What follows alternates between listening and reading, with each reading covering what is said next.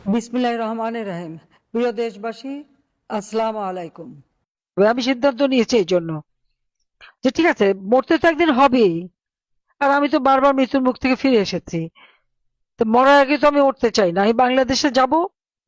এখন আর বলছে কি, ওবায়দুর রহমানের মেয়ে বললো কি হয়েছে, কারাগারে থাকতে হবে। আমি বললাম, হ্যাঁ থাকবো। আমি তো বললাম কারাগার তৈরি করো তোমরা। আমাদের 4.5 লক্ষ, আমি সমস্ত একেবারে ইউনিয়ন ওয়ার্ডের নেতাকর্মী পর্যন্ত মামলার আসামি। এই সমস্ত হিসাব করে এ পর্যন্ত আমি পেয়েছি যে আমাদের আসামি, এজাহারভুক্ত আসামি হচ্ছে আওয়ামী লীগের 4.5 লক্ষ। আর অজ্ঞাতনামা যে সংখ্যাগুলি দিয়েছে, যতগুলি মামলা পেয়েছি সেটা হিসাব করে দেখা গেল অজ্ঞাতনামায় 8 লক্ষের মতো আছে। তাই 8 লক্ষ অজ্ঞাতনামা মানে কি আমাদের সব নেতারাই পড়বে, যারা যখন ধরবে তাকে দেবে। তার মানে এই 8 লক্ষ আর 4.5 লক্ষ সবাই রেডি থাকবে। একসাথে আমরা সারেন্ডার করব। আমরা আইন মেনে চলবো, সারেন্ডার করবো, যদিও এখানে ন্যায় বিচার নাই, আইনের শাসন নাই। আমি দেশবাসীর প্রতি আমার কৃতজ্ঞতা জানাই, আল্লাহ রাব্বুল আলামিনের কাছে আমার শুকরিয়া আদায় করি যে সে আমাকে আমার জীবন দিয়েছে, বারবার জীবন বাঁচিয়েছে। জনগণের জন্য নিজের জীবনটাকে উৎসর্গ করেছি।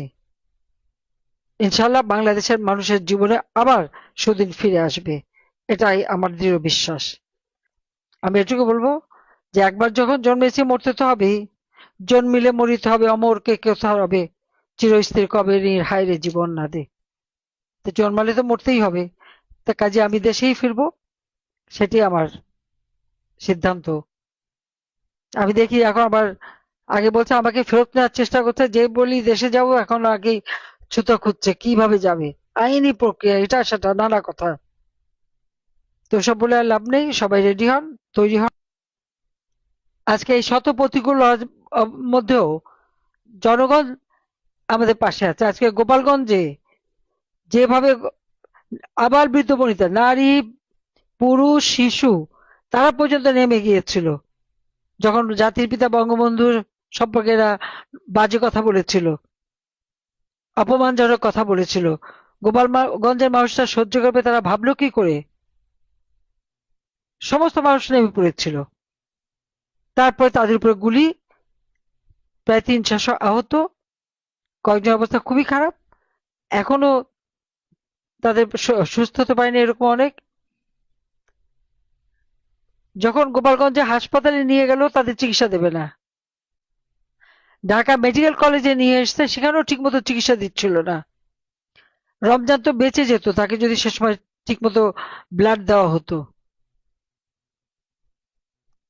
অনেক চেষ্টা করেছিলাম ওকে বাঁচাতে, কিন্তু পারলাম না। সেটাই সবথেকে কষ্ট লাগে। আমি গোপালগঞ্জবাসী, টুঙ্গিপাড়া, গোপালগঞ্জ, আমাদের কোটালীপাড়া, কাশিয়ানী, মকসেদপুর গোটা গোপালগঞ্জ জেলার মানুষ সব এক হয়েছিল। এবং তারা যে সাহস দেখিয়েছে, আমি তাদের প্রতি আমার কৃতজ্ঞতা জানাই। কারণ আমি গোপালগঞ্জের মেয়ে হিসেবে তারা আমাকে সবসময় আগলে রেখেছে। আমি বাবা মা ভাই সব হারিয়ে এসেছিলাম বাংলাদেশে, কিন্তু তারাই আমাকে সবসময় সেই বাবার স্নেহ, মায়ের স্নেহ, ভাইয়ের স্নেহ তারা দিয়েছে আমাকে। আজকে জাতির পিতাকে যখন ব্যঙ্গ করেছে, বাজে কথা বলেছে, তারা রুখে দাঁড়িয়েছে। আমি তাদেরকে স্যালুট জানাই, তাদেরকে ধন্যবাদ জানাই। তারা যে সত্যিকার মানে হিরো, সেটাই তারা প্রমাণ করেছে। আর যাদের উপর যে অত্যাচার নির্যাতন, আমার মহিলা আওয়ামী লীগের নেতা, তাদেরকে পর্যন্ত গ্রেপ্তার করেছে, সন্তান সহ গ্রেপ্তার করেছে। আজকে আমাদের নেতা কর্মীরা 2টা বছর ধরে কারাগারে বন্দী। সকল রাজবন্দীদের মুক্তি দিতে হবে, সমস্ত মামলা প্রত্যাহার করতে হবে। যত মিথ্যা মামলা দিয়ে হয়রানি, কেউ কেউ আর দিচ্ছে না তো, পরিবার সহ, এমনকি শ্বশুর বাড়ি সহ দিচ্ছে। তো এই অবস্থা থেকে মানুষকে বাঁচাতে হবে। আমি সিদ্ধান্ত নিয়েছি এই জন্য যে ঠিক আছে, মরতে তো একদিন হবেই। আর আমি তো বারবার মৃত্যুর মুখ থেকে ফিরে এসেছি। তো মরার আগে তো আমি উঠতে চাই না। আমি বাংলাদেশে যাব। এখন আর বলছে কি, ওবায়দুর রহমানের মেয়ে বললো কি হয়েছে, কারাগারে থাকতে হবে। আমি বললাম, হ্যাঁ থাকবো। আমি তো বললাম কারাগার তৈরি করো তোমরা। আমাদের 4.5 লক্ষ, আমি সমস্ত একেবারে ইউনিয়ন ওয়ার্ডের নেতাকর্মী পর্যন্ত মামলার আসামি। এই সমস্ত হিসাব করে এ পর্যন্ত আমি পেয়েছি যে আমাদের আসামি, এজাহারভুক্ত আসামি হচ্ছে আওয়ামী লীগের 4.5 লক্ষ। আর অজ্ঞাতনামা যে সংখ্যাগুলি দিয়েছে, যতগুলি মামলা পেয়েছি সেটা হিসেব করে দেখা গেল অজ্ঞাতনামায় 8 লক্ষের মতো আছে। তো এই 8 লক্ষ অজ্ঞাতনামা মানে কি আমাদের সব নেতারাই পড়বে, যারা যখন ধরবে তাকে দেবে। তার মানে এই 8 লক্ষ আর 4.5 লক্ষ সবাই রেডি থাকবে, একসাথে আমরা সারেন্ডার করব। আমরা আইন মেনে চলবো, সারেন্ডার করবো, যদিও এখানে ন্যায় বিচার নাই, আইনের শাসন নাই, যেখানে চিফ জাস্টিস বা জজদেরকে লাঠি সোটা অস্ত্র রামদা চাইনিজ গুড়াল নিয়ে তার বাড়ি আক্রমণ করে, তাকে পদত্যাগ করায়। সেখানে আইনের শাসনটা থাকে কিভাবে? যে কোর্ট আমরা করেছি 73 সালে আইনে, আইসিটি কোর্ট বসছে 71-এর যুদ্ধ অপরাধী যারা, তাদের বিচার করার জন্য স্পষ্ট লেখা আছে। আর সেখানে ওই কোর্টে বিচার করতে হবে, কারণ আমরা যুদ্ধ অপরাধীদের বিচার করেছি।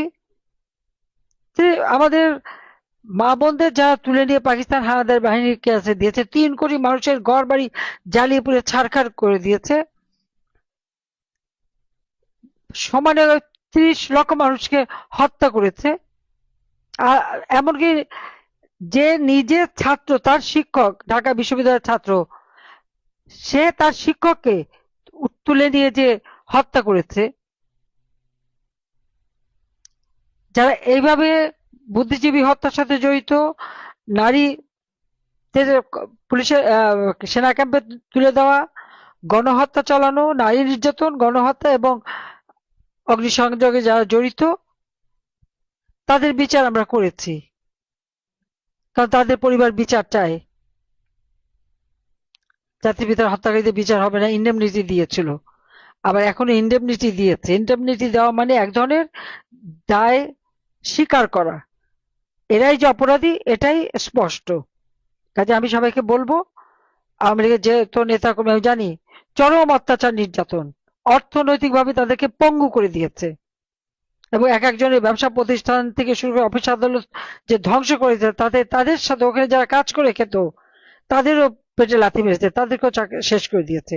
আর সমানে পুলিশ থেকে সেনাবাহিনী, প্রশাসন, তাদের বিরুদ্ধে মিথ্যা মামলা, গ্রেপ্তার, নির্যাতন। পুলিশের উপরে হামলা করবে, পুলিশের কি করতে হবে সেটা তাদের আইনেই লেখা আছে, কারো হুকুম দেওয়ার প্রয়োজন হয় না। পুলিশ মেরে ঝুলিয়ে রাখবে, মেরে মেরে লাশ ফেলে দেবে। আমাদের প্রায় 10,000 নেতা কর্মীর খোঁজ নাই, আমি বাড়ি বাড়ি সমস্ত পরিবার পরিবার খোঁজ নেওয়ার চেষ্টা করছি, জানি না। মেরে তাদেরকে হয় আগুন দিয়ে পুড়িয়েছে, অ্যাসিড দিয়ে পুড়িয়েছে, অথবা লাশ, যে কটা লাশ উঠে এসেছে দেখা যাচ্ছে সবই তো আওয়ামী লীগের। কয়েকদিন আগে 7টা ছেলেকে মারলো, তার মধ্যে 3 জনের লাশ পাওয়া গেল, 4টে লাশ পাওয়া গেল। 4 জনকে তুলেছে, আমাদের একটা লাশ পাওয়া আর পাওয়া গেল না এখন পর্যন্ত, তাদের খবরই পাওয়া গেল না। এত অন্যায়, এত অবিচার, কিন্তু তারপরেও যত মিথ্যা অপপ্রচার। আর আমি জানি না, আন্তর্জাতিক থেকে শুরু করে সব, এদেরও যা ওই মিথ্যাটাই বিশ্বাস করে বসে থাকে, সত্যিটা চোখে দেখতে চায় না। কিন্তু অবস্থা পরিবর্তন হবে, আন্তর্জাতিক ভাবেও, দেশেও। আমি সবাইকে বলবো, সেই দিন আমি জোর করে এসেছিলাম, কারাগারে বন্দী হয়েছিলাম, 21 সালে ফিরেছিলাম, দিয়ে এসে জেলে ছিলাম। কাজে জেল, ভয়, গোলা, বোমা, তারপরে ফাঁসি, যা হয় হবে, কিন্তু দেশের মাটিতে তো হবে, মরতে হয় দেশের মাটিতেই মরবো। কাজে আমি ফিরে আসছি, আমি দেশবাসীর প্রতি কৃতজ্ঞ যে তারা যে এখনো ভোলে নাই, সেটাই আমার কাছে বড় পাওয়া। ওই খেটে খাওয়া রিক্সাওয়ালা, দিনমজুর, তারাই কেঁদে মরে, কৃষক শ্রমিক, তাদের জন্যই আমার রাজনীতি, জনগণের জন্য রাজনীতি। তো আজকের দিনে একে তো সেই জুলাই 24-এর এই হত্যাকাণ্ড, যে নামগুলি বললাম, 25-এ গোপালগঞ্জে এই গণহত্যা, তাছাড়া 2007-এ গ্রেপ্তার, সব মিলে এই দিনটি। আমি দেশবাসীর প্রতি আমার কৃতজ্ঞতা জানাই, আল্লাহ রাব্বুল আলামিনের কাছে আমার শুকরিয়া আদায় করি যে সে আমাকে আমার জীবন দিয়েছে, বারবার জীবন বাঁচিয়েছে, জনগণের জন্য নিজের জীবনটাকে উৎসর্গ করেছি। ইনশাল্লাহ বাংলাদেশের মানুষের জীবনে আবার সুদিন ফিরে আসবে, এটাই আমার দৃঢ় বিশ্বাস। সবাইকে ধন্যবাদ। আমি এটুকু বলবো যে একবার যখন জন্মেছি মরতে তো হবেই, জন্মিলে মরিতে হবে, অমরকে কেউ হবে, চিরস্থির কবে হায়রে জীবন না দে। তো জন্মালে তো মরতেই হবে, তা কাজে আমি দেশেই ফিরবো, সেটি আমার সিদ্ধান্ত। আমি দেখি এখন আবার, আগে বলছে আমাকে ফেরত নেওয়ার চেষ্টা করছে, যে বলি দেশে যাব এখন আগেই ছুতো খুঁজছে কিভাবে যাবে, আইনি প্রক্রিয়া এটা সেটা নানা কথা। তো সব বলে আর লাভ নেই, সবাই রেডি হন, তৈরি হন, জনগণের পাশে দাঁড়ান, মানুষের পাশে যান। আমরা জনগণের জন্য কি কি কাজ করছি, সবাইকে ধৈর্য ধরার আহ্বান জানাচ্ছি। সবাই ভালো থাকেন, সুস্থ থাকেন। খোদা হাফেজ। জয় বাংলা, জয় বঙ্গবন্ধু। আমি সিদ্ধান্ত নিয়েছি এই জন্য যে ঠিক আছে, মরতে তো একদিন হবেই, আর আমি তো বারবার মৃত্যুর মুখ থেকে ফিরে এসেছি। তো মরার আগে তো আমি উঠতে চাই না, আমি বাংলাদেশে যাব। এখন আর বলছে কি, ওবায়দুর রহমানের মেয়ে বললো কি হয়েছে, কারাগারে থাকতে হবে। আমি বললাম, হ্যাঁ থাকবো। আমি তো বললাম কারাগার তৈরি করো তোমরা, আমাদের 4.5 লক্ষ, আমি সমস্ত একেবারে ইউনিয়ন ওয়ার্ডের নেতাকর্মী পর্যন্ত মামলার আসামি। এই সমস্ত হিসাব করে এ পর্যন্ত আমি পেয়েছি যে আমাদের আসামি, এজাহারভুক্ত আসামি হচ্ছে আওয়ামী লীগের 4.5 লক্ষ। আর অজ্ঞাতনামা যে সংখ্যাগুলি দিয়েছে, যতগুলি মামলা পেয়েছি সেটা হিসাব করে দেখা গেল অজ্ঞাতনামায় 8 লক্ষের মতো আছে। তাই 8 লক্ষ অজ্ঞাতনামা মানে কি আমাদের সব নেতারাই পড়বে, যারা যখন ধরবে তাকে দেবে। তার মানে এই 8 লক্ষ আর 4.5 লক্ষ সবাই রেডি থাকবে, একসাথে আমরা সারেন্ডার করব। আমরা আইন মেনে চলবো, সারেন্ডার করবো, যদিও এখানে ন্যায় বিচার নাই, আইনের শাসন নাই। আমি দেশবাসীর প্রতি আমার কৃতজ্ঞতা জানাই, আল্লাহ রাব্বুল আলামিনের কাছে আমার শুকরিয়া আদায় করি যে সে আমাকে আমার জীবন দিয়ে